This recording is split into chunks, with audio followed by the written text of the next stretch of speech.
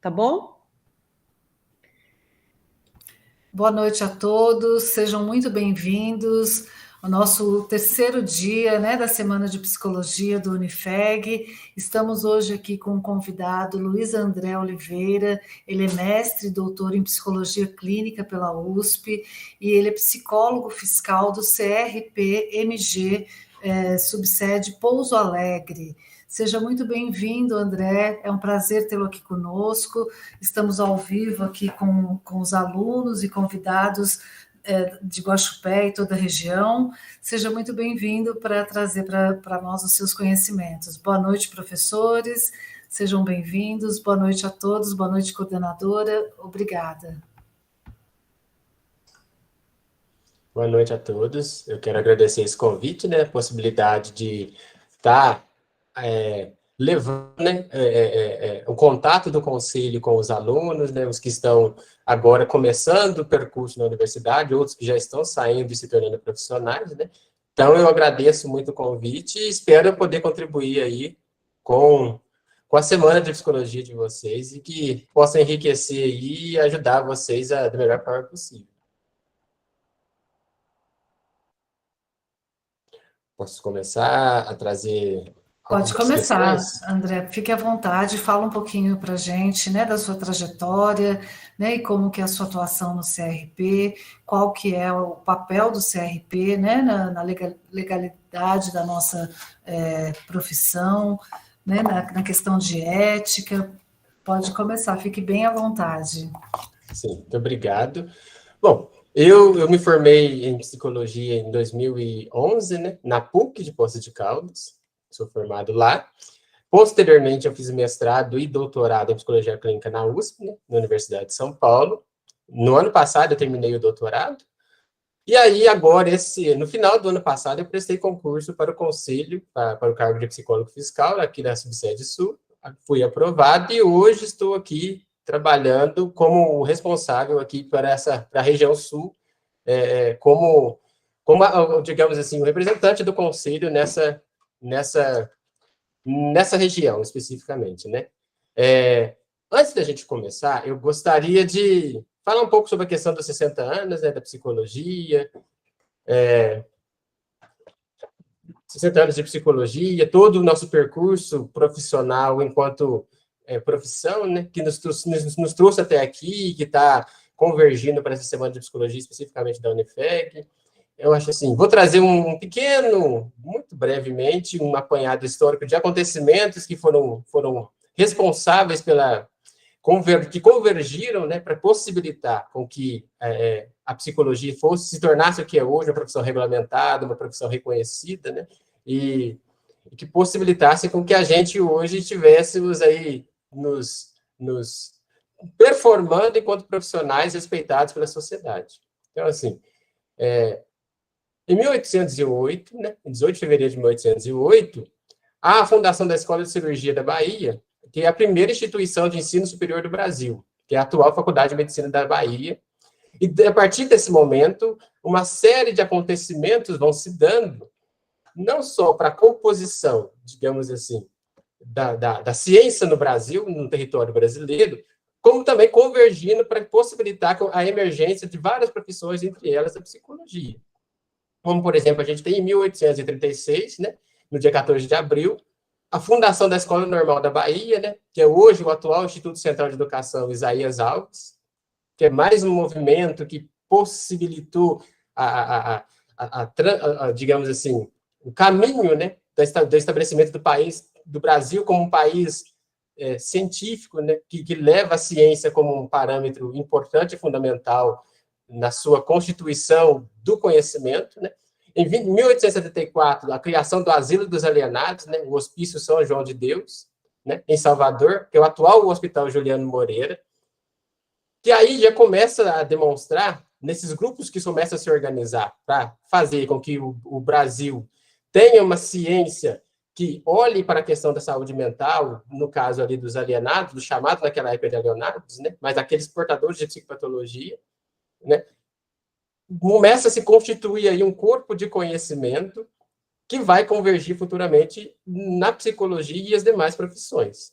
Em 1890, no dia 15 de fevereiro, nós temos a criação da assistência médico-legal dos alienados, né, porque é o primeiro órgão formulador de política nacional de assistência psiquiátrica, né, que é marco fundamental também nessa consolidação aí do cuidado, né, do trabalho com o portador de psicopatologia.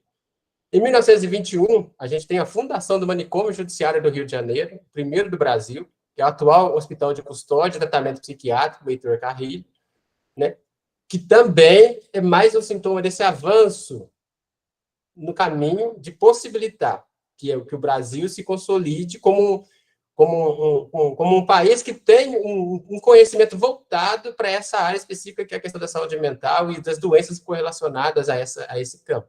Em 1925, tem a fundação do Instituto de Psicologia de Recife, né, pelo Ulisses Pernambucano, um psiquiatra conhecido na história da psicologia, né.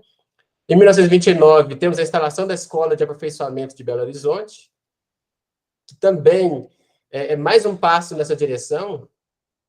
E é importante trazer essas datas, esses marcos fundamentais, são pequenos movimentos que a gente vai ver, não só dentro da psicologia, mas em outros campos da medicina e tudo mais, porque são movimentos que vão convergir até chegar ali a grande data, né, de 1962, que é onde, de fato, a psicologia é regulamentada enquanto uma profissão. Então, a gente tem em 1929, né, em 1937, a criação do Instituto de Psicologia da Universidade do Brasil, que é a atual Universidade Federal do Rio de Janeiro.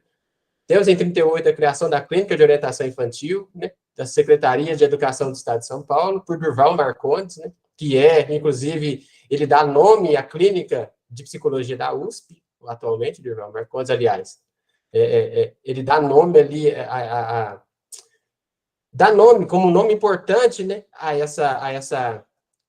esse campo da psicologia, um nome bastante importante. Em 1945, nós temos a criação da Sociedade de Psicologia de São Paulo, que é a primeira associação científica profissional de psicologia no país, quer dizer, já começa ali os grupos a se organizarem para levantar um sentido de cientificidade para essa profissão, para trazer para o Brasil a consolidação dessa profissão enquanto um campo importante de desenvolvimento do conhecimento e das investigações de tratamento. Em 46, nós temos a criação do Centro de Orientação Juvenil, né, pelo Ministério da Educação e Saúde, né. Em 1947, vem a criação do Instituto de Seleção e Orientação Profissional, da Fundação Getúlio Vargas, no Rio de Janeiro. Em 49, nós temos a criação da Associação Brasileira de Psicotécnica, entidade autora do primeiro anteprojeto de regulamentação da profissão. Aí já começam os grupos a se organizar no sentido de buscar construir as diretrizes para o estabelecimento dessa disciplina específica, desse campo profissional específico, que é a psicologia. Né? Em 11 de novembro do mesmo ano, 1949, temos a criação do Serviço de Orientação e Seleção Profissional pelo governo de Minas Gerais, dessa vez. Em 50, a criação do Instituto de Orientação Vocacional, quer dizer, você vai vendo aí, né, que diversos grupos vão começando já a se organizar para possibilitar com que a profissão cada vez mais esteja estruturada e caminhando para uma regulamentação. Em 1952, temos a criação do Museu de Imagens do Inconsciente, no então Centro Psiquiátrico Nacional, né, Engenho de Dentro, pela Nise da Silveira, expoente fundamental no estudo e do trabalho com pessoas portadoras de psicopatologia, a Nise da Silveira. Em 1953, temos a criação do curso de graduação em Psicologia da Pontifícia Universidade Católica do Rio de Janeiro, o primeiro do país, a PUC-Rio, e a criação do curso de especialização em Psicologia da Faculdade de Filosofia da Psicologia da Pontifícia Universidade Católica do Rio Grande do Sul, a atual PUC-Rio Grande do Sul. Em 56, surge o Círculo Psicanalítico do Rio Grande do Sul, e aí chegando a 1962, que é quando, de fato, a partir de todo esse movimento de unificação para a criação de um campo de conhecimento psicológico e para a formação de um campo do conhecimento e da trajetória dessa disciplina como algo fundamental, estruturado, metodologicamente pronto para ser exercitado, em 1962 é sancionada a Lei 4.119, que dispõe sobre os cursos de formação em psicologia e regulamenta a profissão de psicólogo no Brasil. E em 1974 foram instalados os primeiros 7 conselhos regionais de psicologia. E, a partir dali, em 1971, a criação pela Lei 5.766 de 1971, o Conselho Federal de Psicologia de fato, instituído como aquela entidade que vai regulamentar, deliberar, né, orientar a profissão, os caminhos da profissão. Então, nós temos, em 1974, a data de autorização de funcionamento do curso de Psicologia do Centro de Estudos Superiores de Maceió. Em 78, a abertura do primeiro Congresso do Instituto Brasileiro de Psicanálise e de Grupo Instituições, realizado no Hotel de Copacabana Palace, no Rio de Janeiro. Quer dizer, você vai vendo que a partir desse momento, de 62, da regulamentação da profissão, a profissão vai cada vez mais se consolidando, né, como um campo de conhecimento que vai ser respeitado pela sociedade, buscado pela sociedade para resolver as suas questões de saúde mental, de doenças e assim por diante. Em 1980, temos a fundação da Associação Brasileira de Psicologia Social, quer dizer, os campos da psicologia começam a se desenvolver e criar buscar caminhos próprios, né, como psicologia clínica, psicologia social e a psicologia organizacional, né, que começa também a se organizar ali, né, nessa primeira metade aí, dessa primeira metade do século XX, né. Em 1987, em 83, temos a fundação da Associação Nacional de Pesquisa e Pós-Graduação em Psicologia, a ANPEP, né? E em 1987 é promulgada aí o Dia Nacional da Luta Antimanicomial, estabelecido em dezembro de 87, né, na segunda Conferência Nacional dos Trabalhadores de Saúde Mental. Marco bastante tão importante, né, para discussão sobre a questão do manicômio e de todas as questões que envolviam, né, os maus tratos em relação aos doentes mentais da época, que passam a ser questionados a partir desses momentos, né. Em 91, temos a criação da Sociedade Brasileira de Psicologia, que é a sucessora da Sociedade de Psicologia de Ribeirão Preto, né. Em 1997, a fundação do Instituto Brasileiro de Avaliação Psicológica, que vai estruturando, né, e deixando cada vez mais formalizado, né, a questão da profissão, dessa prática da avaliação psicológica. Em 1999, surge a Resolução 1 de 1999, que proíbe a atuação do psicólogo em iniciativas de patologização e orientação sexual e identidade de gênero. Ou seja, a partir daí, dessa composição de 71 para cá, começam aí com a institucionalização e a definição da regulamentação da psicologia e do sistema conselhos como o órgão que vai fazer com que essa profissão tenha seus caminhos definidos dentro de determinados parâmetros, começam aí uma série de resoluções lançadas pelo Conselho que vão orientar a nossa profissão e o nosso fazer. Então, a partir daí, vamos tendo várias e várias resoluções soltadas pelo Conselho que vão regulamentar e nos ajudar a desenvolver o nosso trabalho. Inclusive, a questão de 2020, né, que ela vai trazer a questão da resolução, a resolução 8 de 2020, que vai falar sobre a violência de gênero. Temos em 2020 também uma resolução que foi discutir a questão da pandemia, né?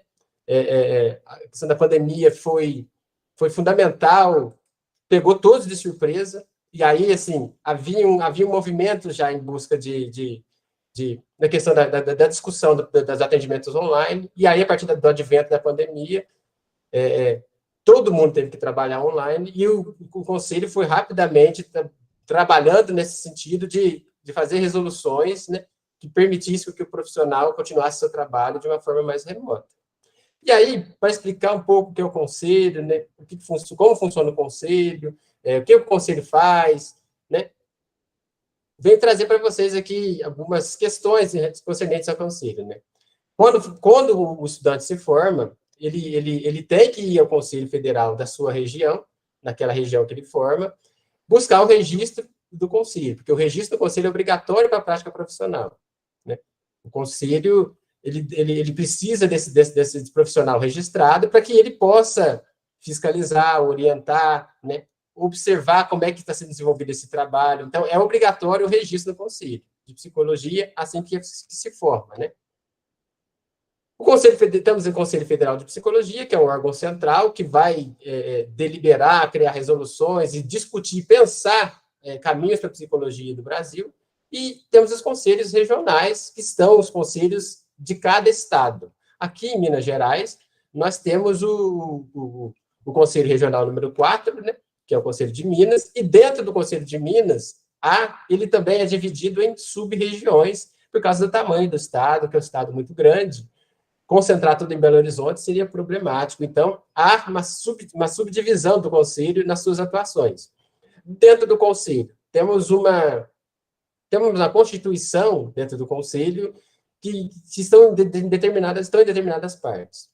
Temos os conselheiros, né, que são psicólogos que se candidatam, né, qualquer psicólogo que seja registrado no Conselho, né, ele pode se candidatar a conselheiro no devido momento em que isso é permitido, para tentar, dentro de uma chapa, ser eleito e compor esse quadro de conselheiros do Conselho Regional de Psicologia. O que o conselheiro faz? Ele participa em comissões, ele delibera sobre questões concernentes ao conselho, questões de toda a ordem, questões disciplinares, éticas, julgamento de psicólogos, de problemas disciplinares e coisas do gênero. Ele vai deliberar sobre notas técnicas, resoluções, vai participar de comissões, quer dizer, uma delas das comissões que a gente tem é a comissão de ética, né, que ela trata de denúncias contra o mau exercício profissional, né, os problemas causados por más práticas de psicólogos. Temos a equipe técnica dentro do conselho, da qual eu faço parte, que é a encarregada de fazer execuções de ações de fiscalização e orientação aos psicólogos, né, à sociedade em geral. Então, a gente faz orientação, em caso de dúvida, vocês podem acionar o psicólogo fiscal da sua região, seja em qual região vocês estiverem trabalhando, que ele vai orientar vocês sobre qual a melhor prática de acordo com a normatização da psicologia, das resoluções lançadas pelo Conselho Federal e o Regional, e fiscalização, em caso de quando há denúncia de mau uso dos instrumentos psicológicos, assim, de documentos mal feitos, né, de avaliação psicológica mal feita, de condutas antiéticas por parte do psicólogo e assim por diante. Essas denúncias chegam a gente aqui no Conselho e nós, os psicólogos fiscais, somos os responsáveis por fazer as averiguações e dar andamento a essas denúncias para ver se elas são passíveis de processamento disciplinar ou não.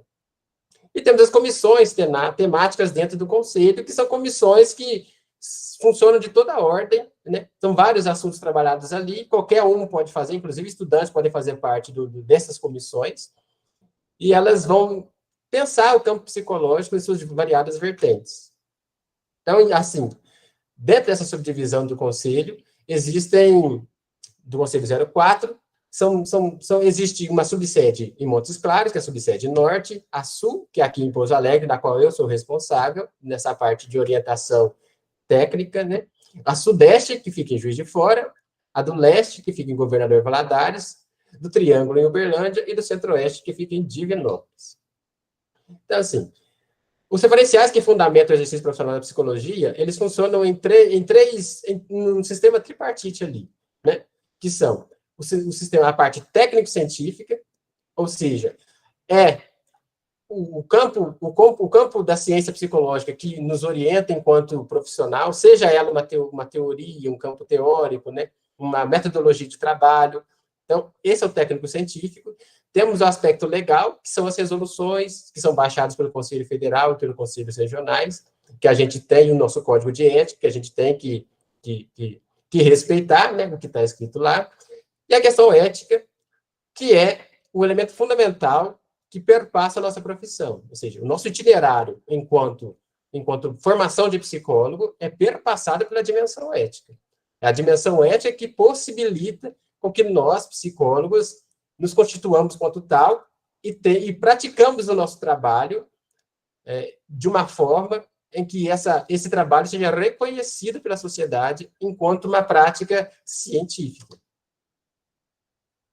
Então, assim, a ética, o nosso código de ética, ele advém de uma visão de mundo. Ele tem uma visão de mundo na sua Constituição. Qual é essa visão de mundo? Ele é muito baseado na Declaração Universal dos Direitos Humanos, né? Ele é baseado nessa declaração que foi promulgada no dezembro de 1948, no pós-guerra, e ele vai versar sobre diversas situações em que vai impossibilitar com que o ser humano seja aviltado em sua dignidade, em sua liberdade, e assim por demais. E aí muita gente pergunta, né? Muitos psicólogos perguntam, mas o nosso código de ética, por que que ele deixa margem para dúvidas em algumas coisas? Ele não é tão sistematizado, tão fechado, tão definido quanto poderia ser. Justamente por isso, né? O conselho e a psicologia, como uma profissão que busca reflexão, o código de ética foi pensado também nesse sentido, com princípios orientativos e não definidores, não definitivos, né? Princípios orientativos que devem ser respeitados naqueles guias, naquelas linhas que ele determina, mas que gera um campo de reflexão e possibilidade para que o psicólogo, a partir daquilo que ele está lendo lá, que ele possa refletir também sobre sua prática, sobre sua constituição enquanto profissional. Então, a ética profissional é uma ação reguladora da ética, né, agindo no desempenho das profissões, é um conjunto de normas de conduta que deverão ser postas em prática no exercício de qualquer profissão, e tem caráter normativo e também até jurídico, que é determinadas linhas que devem ser obedecidas, que, caso contrário, podem gerar algum tipo de infração, porque vão aviltar aí o nosso campo de atuação. Então, temos o nosso código de ética, que, como eu disse, ele expressa sempre uma concepção de homem e sociedade, no nosso caso, é muito baseado na Declaração Universal de Direitos Humanos, né? Ele busca promover a reflexão, como eu disse para vocês, e, acima de tudo, ele busca ser um instrumento capaz de delinear para a sociedade as responsabilidades e deveres do psicólogo. Ou seja, ele busca ali conter caminhos em que a sociedade deve observar o bem-fazer do psicólogo, que, às vezes, se não tiver, como uma profissão regulamentada, se não tiver linhas determinadas, pode cair em práticas que, de repente, desabonem o nosso exercício profissional e nos afaste da ciência, do campo científico que nos constituiu. Então, vocês lembram que, dentro da minha apresentação, eu fui trazendo as várias etapas que vão constituindo até chegar à formação do Conselho de Psicologia e da regulamentação da profissão? Aqueles movimentos que aconteciam ali eram a instalação do campo científico no Brasil, que acabou culminando com a psicologia, também como campo científico, também no Brasil, dentro daquele movimento de constituição da ciência, se inscreveu a psicologia como um desses campos, né? Então, para nós nos denominarmos psicólogos e portadores de um fazer que é considerado psicológico, temos que estar ancorado na ciência psicológica. Então, assim, dentro do código de ética, é dever do psicólogo, né? Ele conhecer esse código, divulgar esse código, né? Ele dever dele assumir responsabilidades profissionais somente por atividades para as quais esteja capacitado pessoal, teórica e tecnicamente. Ele tem que fornecer a quem de direito, na prestação do serviço psicológico, informações concernentes ao trabalho, ao ser realizado seu objetivo profissional, né? São coisas que o psicólogo, toda vez que ele vai fazer alguma intervenção psicológica com alguém, algum trabalho com alguém, esse alguém tem direito de saber o que está sendo feito, né? Qual vai ser o destino desse trabalho, quer dizer, esse alguém tem que ter todas as informações necessárias para consentir em fazer aquele trabalho ou também ter possibilidade de dar um encaminhamento nesse trabalho. Então, é dever do psicólogo respeitar o sigilo profissional, isso é um elemento fundamental do nosso fazer, que às vezes é um fazer que muitas vezes tem características, né, que nos colocam em dilemas, né? Então, assim, o sigilo é algo que perpassa fundamentalmente aquilo que fazemos. O psicólogo uma pergunta que chega muito aqui ao conselho, quando o psicólogo pode quebrar o sigilo? Em que momento, né? Essa pedra fundamental do nosso trabalho.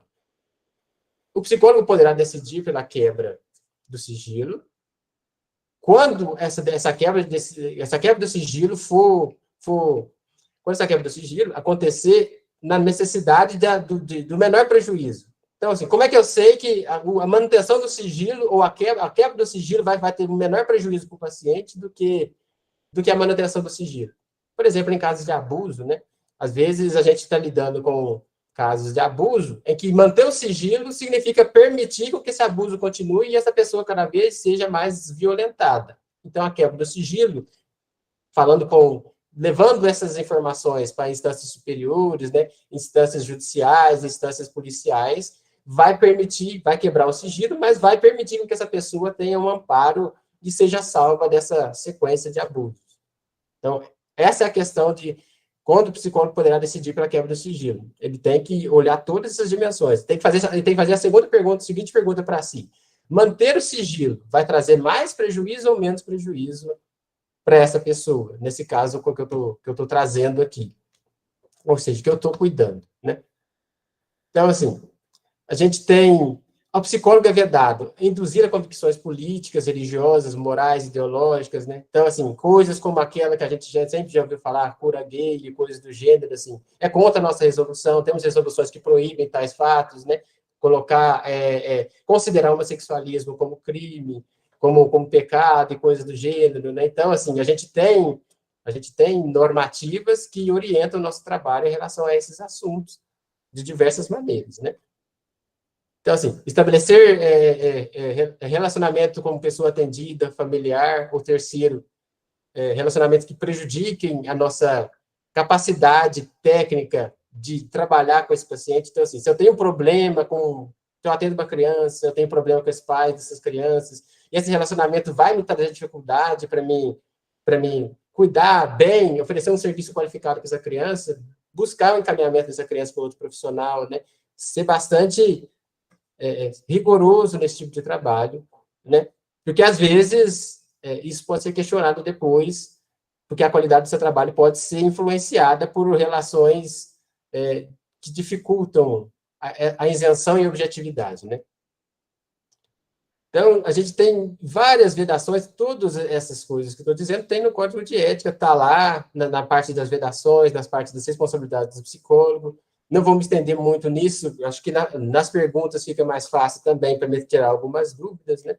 Mas trazer um pouco do que é a psicologia, do que é o Código de Ética, o que o Conselho faz, né? O Conselho, ele trabalha muito nesses caminhos, né? De orientar através... Quando surge uma demanda no campo social, que demanda que a psicologia dê uma resposta legislativa, né? Uma resposta, digamos assim, oficial, que regulamente que verse sobre aquele campo, sobre aquela temática, o Conselho age, se reúne, delibera, cria resoluções, cria notas técnicas para orientar de como vai ser o trabalho dos psicólogos. E, do outro lado, o Conselho também tem essa função de fiscalizar para que o trabalho que o psicólogo ofereça à sociedade seja um trabalho qualificado, um trabalho de acordo com os parâmetros éticos estabelecidos pela profissão e de acordo com a ciência psicológica, que é o que atravessa o nosso fazer e nossa condição de psicólogo. Então, eu acho que é isso que a gente pode... Eu acho que é o suficiente para a gente seguir com perguntas. Eu acho que a pergunta fica muito mais fácil para a gente tirar dúvidas com vocês, de vocês, em relação a qualquer coisa, em relação ao conselho que eu não tenha falado. Sim, muito obrigada, André. Na verdade, é o básico, né, que a gente precisa ter para iniciar o trabalho efetivamente, né? É muito importante que a gente crie esse hábito, né, de estar acessando os sites, né, do CRP, CFP, que estejamos próximos, né, das resoluções que saem, né, normatizando o nosso trabalho, né, e orientando o que podemos e o que não podemos fazer. Eu vou abrir agora para as perguntas, professor Lucas e professor Renato, se tiverem alguma pergunta do público, podem ficar à vontade. Tá joia. Bom, Luiz André, parabéns pela sua fala, né, pela sua apresentação. Acho que é um tema muito pertinente para nós que já somos formados e estamos, de alguma forma, atuando, né, na profissão, e também, principalmente, para os nossos alunos que daqui a pouquinho estão aí no mercado, né, colaborando para a saúde mental das pessoas. É isso que a gente espera sempre. E aí, por falarem daqui a pouquinho estarem no mercado profissional, eu vou começar, Luiz, com a pergunta do Tiago, que é uma pergunta bem prática. Ele quer saber qual é o valor da anuidade do CRP atualmente. Então, como é que é formado calculado isso, né? Isso geralmente é calculado... Tem uma assembleia dos psicólogos que eles vão votar e decidir sobre isso, encampado pelos conselheiros, né? Atualmente está por volta de R$ 480, me parece. Eu não sei o valor exato, mas é por volta de R$ 480. Me parece que será mantido para o próximo ano, né? Não deve ser alterado, mas é por volta, esse é o valor médio, né? Joia.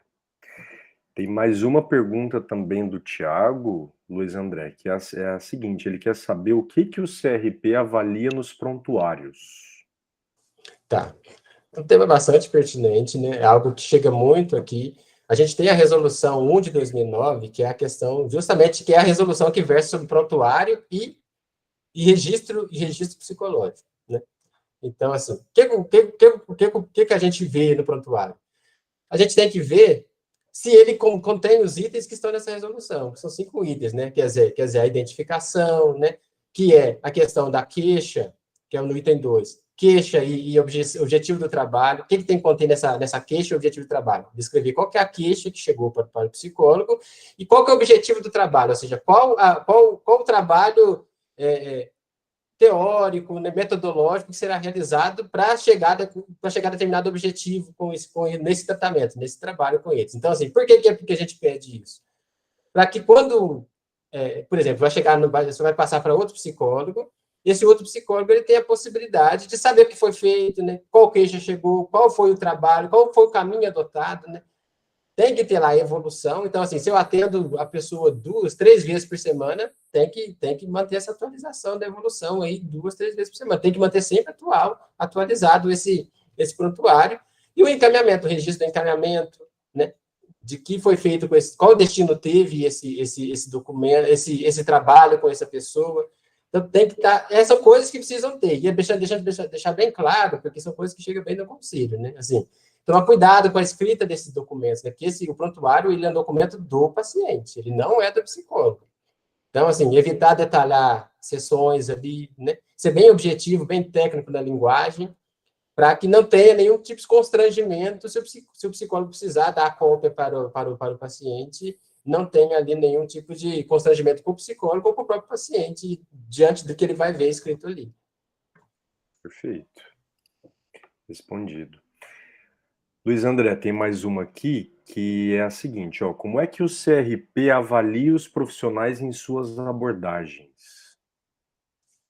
Então, não há esse tipo de avaliação de abordagens. O que o conselho olha quando chega algum tipo de demanda até o conselho? A gente olha se aquele trabalho que está sendo efetuado pelo psicólogo é coerente com a abordagem psicológica que atravessa aquele trabalho. Então, assim, aquela abordagem teórica, se aquela abordagem teórica que sustenta aquele trabalho está sendo respeitada em sua cientificidade, né? Ou seja, o que tem que ser observado aí? Por isso que é importante, né? Existem as teorias que são científicas, consideradas científicas, dentro do campo da psicologia, e as teorias que não são consideradas científicas. As teorias que não são consideradas científicas não podem ser associadas à profissão de psicólogo. Então, é um tema bastante atual, porque a gente tem visto muito nas redes sociais psicólogos oferecendo trabalhos que não são concernentes à ciência psicológica, por exemplo, florais de Bach, e uma série de coisas aí que, se chega ao conselho de denúncia de que o psicólogo está oferecendo tais trabalhos, ele será chamado para se explicar por que está fazendo tais coisas. Então, assim, desde que a teoria seja considerada científica, o conselho não tem nenhuma restrição. Se chega alguma demanda ao conselho relacionada a isso, o conselho vai olhar se, de fato, essa prática que está sendo feita está sendo sustentada por uma teoria científica. Perfeito. Ô, Valéria, como é que está nosso tempo? Assim, eu queria fazer uma pergunta aqui, mas eu não quero ocupar o espaço dos participantes. Nós temos mais 10 minutos. Pode Joia, ficar à vontade, porque a gente fecha em 10 minutos. Maravilha. Assim, tem outras perguntas ali, Luiz, mas eu queria complementar, então, essa pergunta sobre esse tema que você está falando, que eu realmente concordo, né? Que é um tema importante. Acho que é complexo também, não é assim...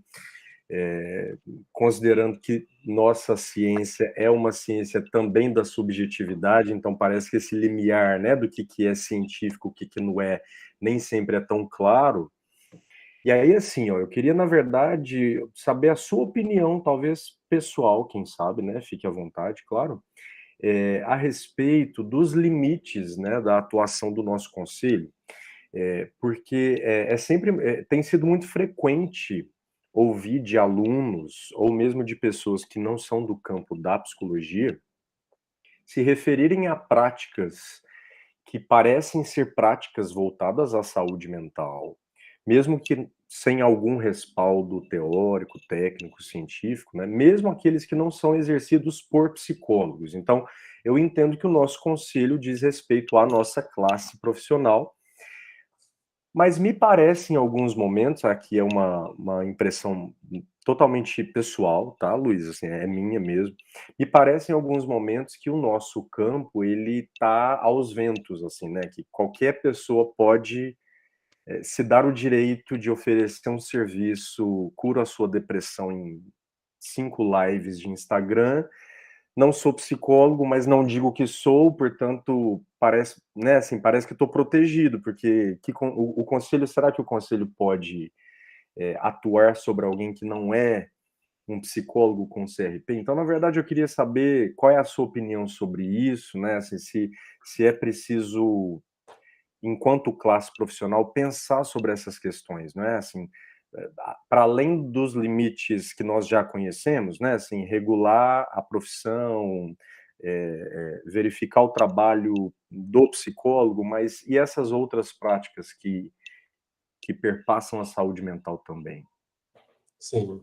É um tema candente no Conselho hoje, tá? Então, inclusive, não só no Conselho Regional, como no Conselho Federal também. Inclusive, o Conselho Federal, agora em julho, pouco tempo atrás, né, na verdade, foi em abril, ele lançou uma portaria lá que vai criar um observatório de práticas emergentes em psicologia, que é justamente para receber essas práticas que não são consideradas científicas, né, mas que o psicólogo acredita que podem ser de auxílio ao seu trabalho, né, para ser avaliado pelo Conselho Federal e chegar a uma conclusão em relação a isso, né? O que isso pode ajudar ou não, se isso é possível de ser permitido ou não, incorporado ou não.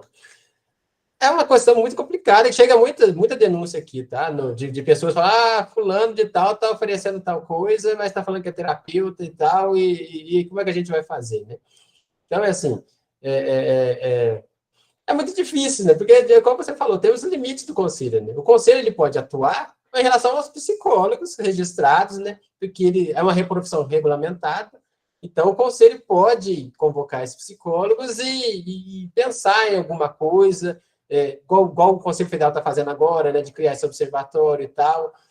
Quando não é psicólogo, na verdade, o que a gente fala muito o risco é de quem acessa esses serviços, porque senão são profissões regulamentadas, né? Essa questão dos terapeutas não tem regulamentação nenhuma, então quem acessa esses serviços acaba ficando vulnerável a qualquer prática que é inventada ali, que é vendida como algo oficial, algo de fato muito bem estruturado, e pode ser que não seja, porque não tem ninguém olhando por aquilo, né?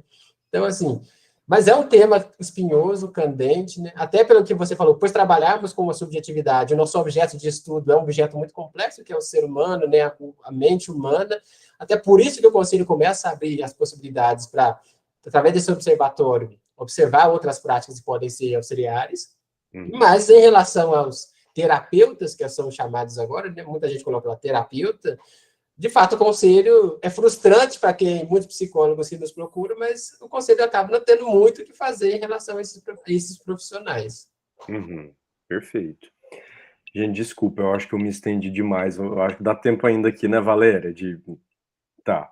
Sim, Agora o chat está bombando, então vamos tentar aproveitar aqui mais um pouquinho do Luiz. Ó. Vamos aproveitar um pouquinho. Luiz, a Lidiane está perguntando sobre a regulamentação da constelação familiar pelo Conselho de Psicologia. Se há uma regulamentação, qual é a posição atual do Conselho em relação à constelação familiar? Então, essa é uma das práticas que tem aparecido bastante, né? Que não é regulamentado, o Conselho não a reconhece enquanto algo científico, né? Algo incorporado definitivamente à ciência psicológica. A gente tem orientado assim que quem quer fazer uso dessa prática vai usá-la como uma técnica auxiliar, não como uma abordagem de base. Porque se uma abordagem de base, ela não é científica, ela não é psicológica, ela não tem estudos que comprovem o suficiente de que ela tem uma cientificidade que possa ser, não possa ser contestada. Então, se é que a gente pode falar isso em psicologia, né? Mas aí a gente vai muito longe, né? Se a gente falar de contestação ou não, e aí vai. Mas, assim, desde que o psicólogo a use como uma técnica auxiliar ao seu trabalho, o conselho não tem proibido, mas é algo que ainda está em discussão dentro do conselho. Não tem uma clareza em relação a essa, uma das técnicas que tem bastante evidência nesse momento. Perfeito. Tem mais uma aqui então, ó. É do Matheus. Matheus, eu vou ler a pergunta, mas talvez, Matheus, eu não sei se é uma dificuldade minha, tá? De repente você explica um pouquinho melhor, mas vamos ver. Ó, a respeito da ética profissional, também podemos discutir circunstâncias dentro da supervisão? Como assim dentro da supervisão, né? Eu vou deixar, vou ler a próxima. Matheus, de repente, se você puder, por gentileza, só detalhar um pouquinho mais o que você quer saber aqui. E aí eu vou para a próxima, então. Ó, referente ao marketing, o Thiago pergunta, o que é permitido na divulgação do trabalho do profissional de psicologia? Então, assim, em relação a isso, né, é importante que em julho o CFP lançou uma nota técnica sobre marketing das redes sociais, publicidade do psicólogo nas redes sociais, vocês procuram que vocês vão encontrar, é novinha, acabou de sair do forno e é muito bom. Mas o que é as questões mais que eu posso colocar, que são mais fundamentais aqui? O que o psicólogo tem que fazer na publicidade? O que ele pode fazer?